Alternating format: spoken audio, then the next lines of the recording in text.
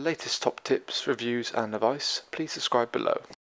Hello and welcome to Attwoolls Outdoors with me, Mike. Telling you guys a bit of a sort of a tutorial slash pitching video showing you how you can utilise your roof protector from Dometic as a sun canopy as well. So you've got the flexibility that is actually a pre-sewn in bit of beading, or cader as we call it, to feed it straight through the awning track rail as we go. So what I'm going to do is show you kind of how simple and easy it is.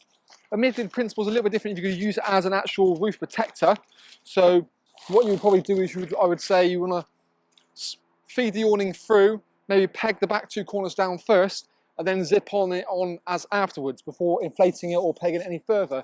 That way it's much easier to kind of access the point and zip it on there, rather than having to pitch it and somehow, I don't know, jump on the roof and attach it like that, really. So it's a really quite simple concept, especially when it's sort of a sun canopy. You can just sort of unravel it, and the material you see here is actually kind of more like it's like a foil back material. So it's designed specifically to make sure it sort of reflects the UV rays and also the heat.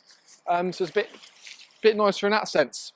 In theory, to be fair, you could even use it upside down, so you wanted the black side up to absorb the heat, or that you could do that as well to make it a bit cooler, well, a bit warmer to be fair, but for me, foil side up is the better way to go about it. So all I'm going to simply do is kind of just feed this directly into the rail.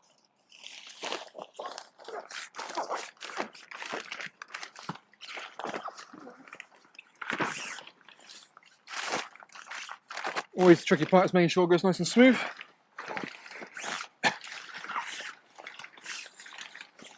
So, once it's kind of fed on, we'll just kind of position it as far as we want to. So, for me, I want to just about cover that door for the time being. And you can kind of get the idea about that kind of different sides, really. You know, that's going to really help to reflect heat. And as I say, it's designed more in principle to kind of protect the roof against bird mark, tree sap, anything like that. So supply, depending on which model you go for, whether they start about to a 200, then they do a 260, 330, 390, 400, which I've got with me now, a 440 and a 500.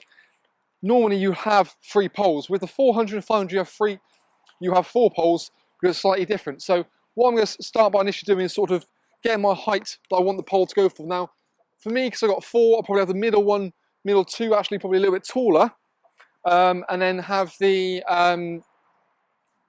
2 side ones slightly down. That way it sort of slopes the water down. Ideally you want it lower than actually the height of the roof, so again you've got a gradual slope.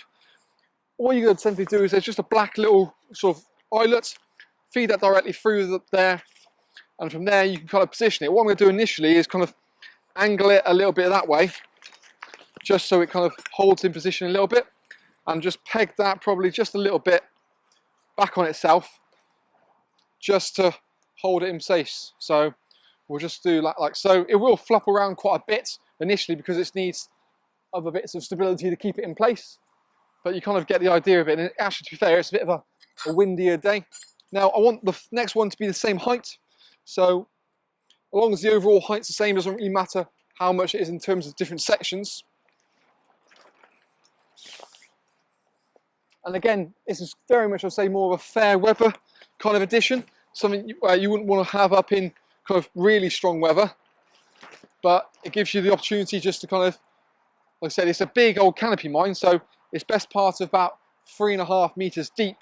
So you want to make sure that you use it wisely.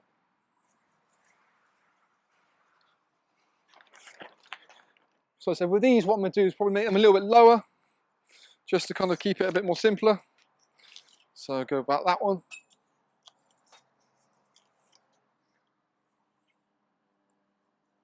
Good. But yeah, in terms of concept, couldn't be anything simpler. And like I said, you probably do the same pitching method really so once you've kind of got the awning in place and then actually kind of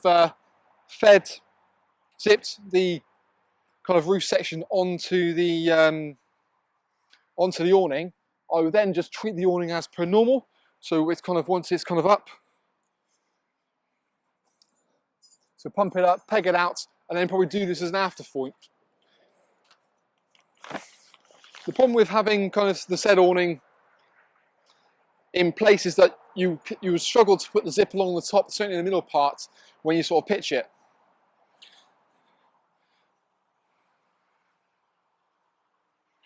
But this couldn't be any sort of simpler. Ideally, we'll kind of take these kind of guy ropes on the side off about a 45-degree angle. That way it's kind of keeping tension, but also at the same time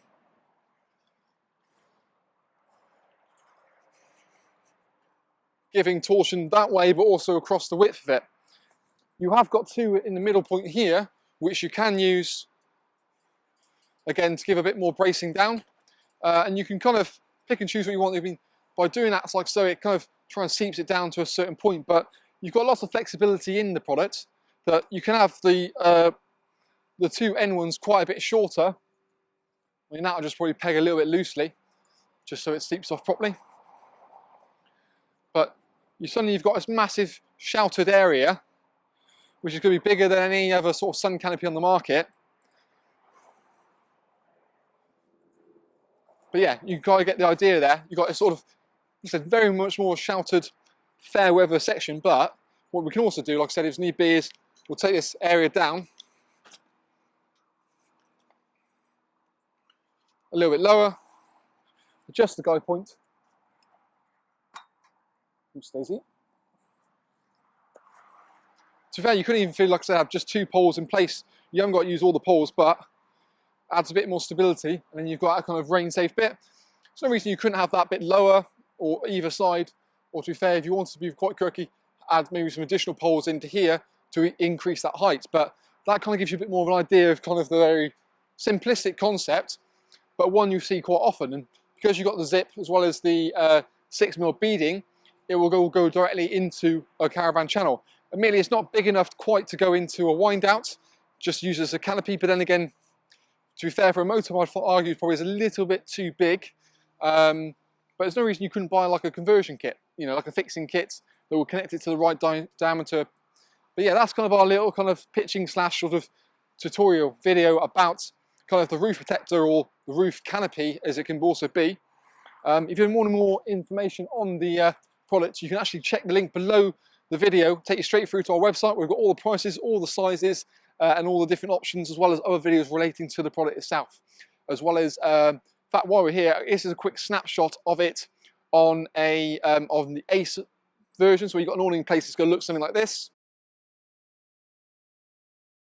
But like I said, if you want any more information, just let us know via the comments box below, or of course, contact us directly via our email. Thanks again for watching, and that is the Dometic roof protector or roof canopy.